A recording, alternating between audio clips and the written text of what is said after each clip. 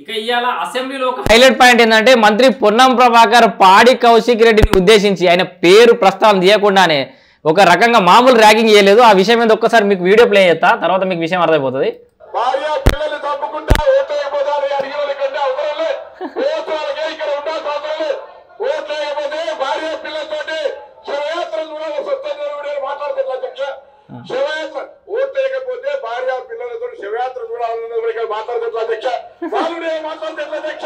వాళ్ళు కూడా ఆఖరికి సానుభూతి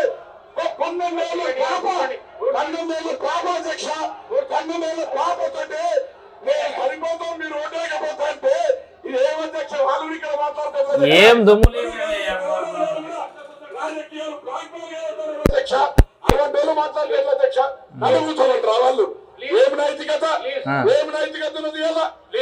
నీకు వాళ్ళకి పోలికలేదు. తెలంగాణ ఉద్యమకారుడినే, నిఖార్సైన ఉద్యమకారుడు పొన్నం ప్రభాకర్ అన్న.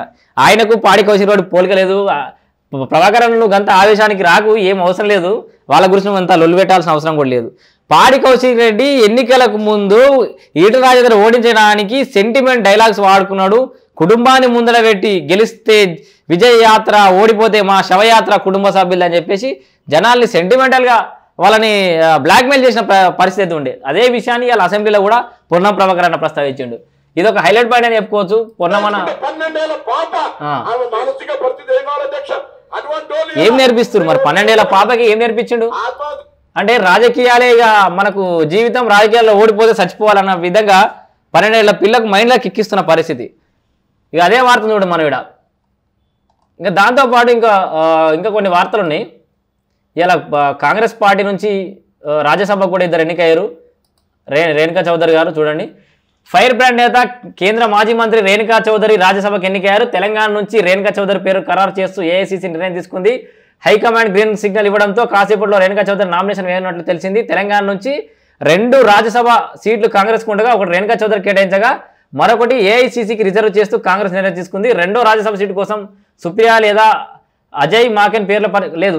2వ సీటు కూడా ఫైల్ అయినట్టుగా మనకు సమాచారం అవుతుంది. మన అంజన్ కుమార్ యాదవ్ వారి కొడుకు కూడా సికింద్రాబాద్ నుంచి ఎంపీ సీటుకు ఆశించినప్పటికీ కూడా ఆయనకు మరో రాజ్యసభ సీట్ అయితే కేటాయించినట్టుగా మన దగ్గర అయితే సమాచారం ఉంది. ఓవరాల్గా తెలంగాణలో ఒక 2 ఎంపీ స్థానాలు కావాలని చెప్పేసి ఆశించినప్పటికీ 2కి రాజ్యసభను అయితే కన్ఫర్మ్ అయింది. సో వాళ్ళ స్థానంలో కొత్త వాళ్ళకి ఎంపీగా అవకాశం ఇచ్చే అవకాశం అయితే ఉంది. ఇక వీటితో పాటు ఇంకేం వార్తలు ఇలా ఇగో BSP state chief RS Praveen Kumar arrest. ఈయన అరెస్ట్ నిరసిస్తూ సిద్దిపేటలో అట్లాగే చాలా మండల కేంద్రాల్లో, జిల్లా కేంద్రాల్లో బీఎస్పీ పార్టీ నాయకులు అయితే నిరసన చేపట్టారు, ఆందోళన అయితే చేపట్టారు. ఆ వార్త చూద్దాం. BSP state chief RS Praveen Kumar arrest అయ్యారు. మంగళవారం రాత్రి జన్వాడలో దాడికి గురైన దళితులను పరామర్శించేందుకు వెళ్తుండగా ఇవాళ పోలీసులు ఆయన అదుపులోకి తీసుకున్నారు. ప్రవీణ్ కుమార్ జన్వాడ వెళ్లకుండా అడ్డుకుని అరెస్ట్ చేయడంపై బీఎస్పీ శ్రేణులు బగ్గుమన్నాయి. నిందితులను అరెస్ట్ చేయకుండా మద్దతు తెలిపేందుకు వెళ్తున్న ఆర్ఎస్ ప్రవీణ్ కుమార్ అరెస్ట్ చేయడం ఏంటని కార్యకర్తలు పోలీసులతో వాగ్వాదానికి దిగారు. ప్రవీణ్ కుమార్ పోలీసుల అదుపులోకి తీసుకోవడంతో కాసేపు అక్కడ ఉద్రిక్త వాతావరణం నెలకొంది. ఈ సందర్భంగా ఆర్ఎస్ ప్రవీణ్ కుమార్ మాట్లాడుతూ దళితులపై దాడి చేసిన మూగలను 18 గంటలు గడిచినా పట్టుకోకుండా బాధితులకు సంఘీభావం తెలిపేందుకు వెళ్తున్న తనను అరెస్ట్ చేయడం దుర్మార్గం అని మండిపడ్డారు. తెలంగాణలో దళితులకు రక్షణ లేదన్నారు. కేసీఆర్ రాచరిక పాలనను అంతమొందించి మీకు అధికారం ఇస్తే రేవంత్ రెడ్డి ప్రభుత్వం కూడా అలాగే వ్యవహరిస్తుందని అన్నాడు. ఇక సీఎం రేవంత్ రెడ్డి బీజేపీ ఆర్ఎస్ఎస్తో ములాఖత్ అయ్యి దళితులపై దాడి చేస్తున్నారని ఒక ఇంట్రెస్టింగ్ విమర్శను కూడా కాంగ్రెస్ పార్టీ మీద చేసిన పరిస్థితి చూస్తున్నాం. సో ఇది ఆర్ఎస్ ప్రవీణ్ కుమార్ అరెస్ట్కి సంబంధించిన ఒక వార్త. ఇంకా రాజ్యసభ అభ్యర్థులు అయితే ఫిక్స్ అయిపోయారు.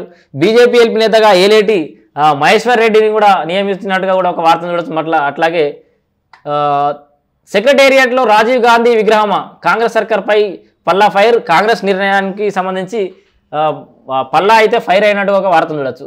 వీటితో పాటు చాలానే ఇంట్లో కూర్చోబెట్టాం.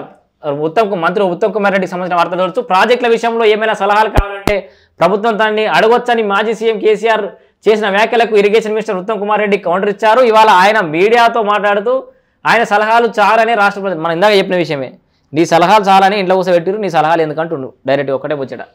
సో ఇది ఇప్పటివరకు ఉన్నటువంటి వార్తలు.